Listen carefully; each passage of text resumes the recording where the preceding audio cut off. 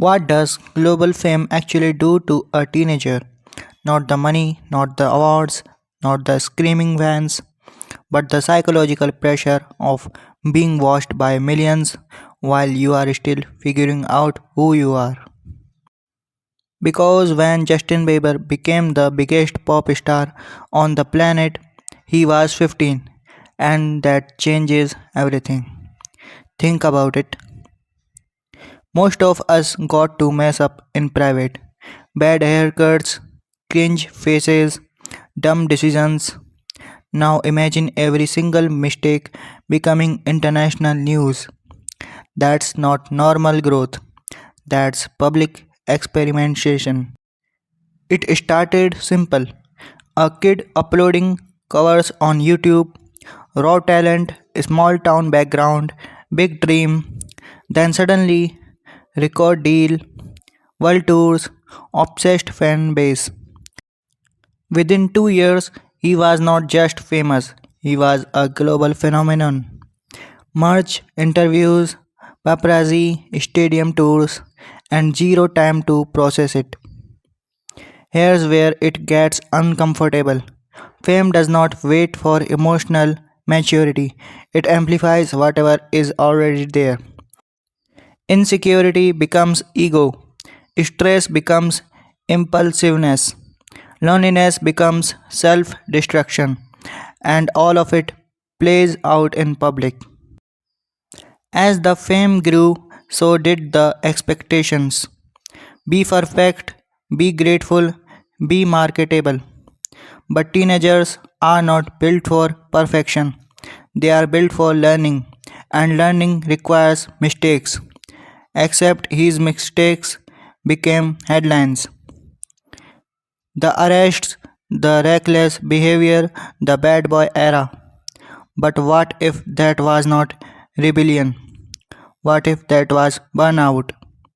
Ask yourself this: when you are surrounded by managers, brands, labels, people whose income depends on you, who actually tells you to slow down, who protects your mental health, or does the machine just keep moving?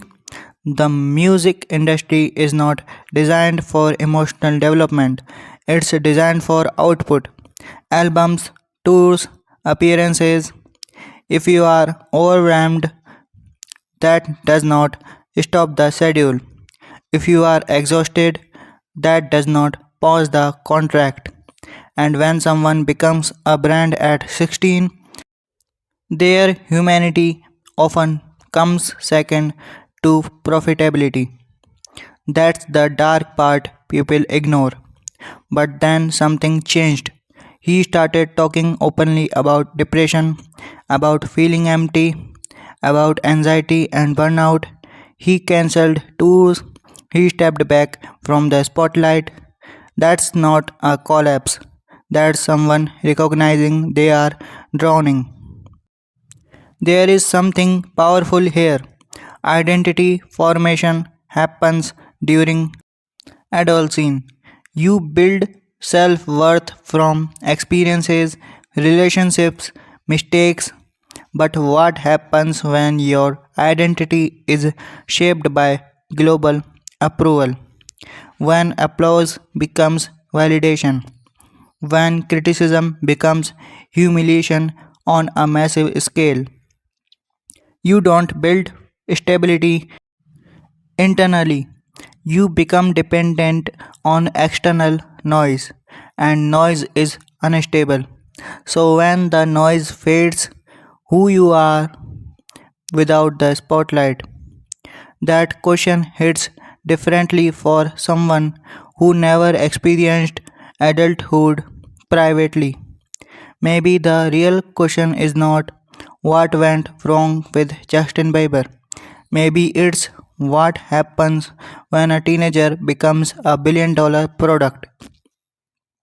Because once you are a product, you are expected to perform constantly, and performance has a cost.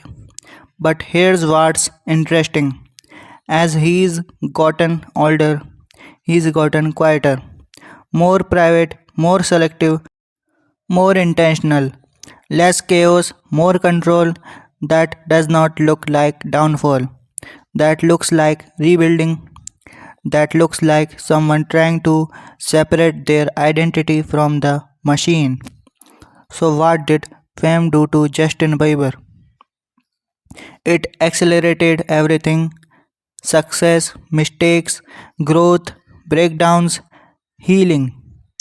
It magnified normal teenage struggles until they became global spectacles. And maybe the real tragedy of early fame is not scandal, it's losing the chance to grow up normally. So, what did fame really do to Justin Bieber? It changed everything, and maybe not in the way we think, because fame looks glamorous from far away, but up close it's complicated. If you love this kind of deep, real storytelling, don't forget to follow for more. We are just getting started.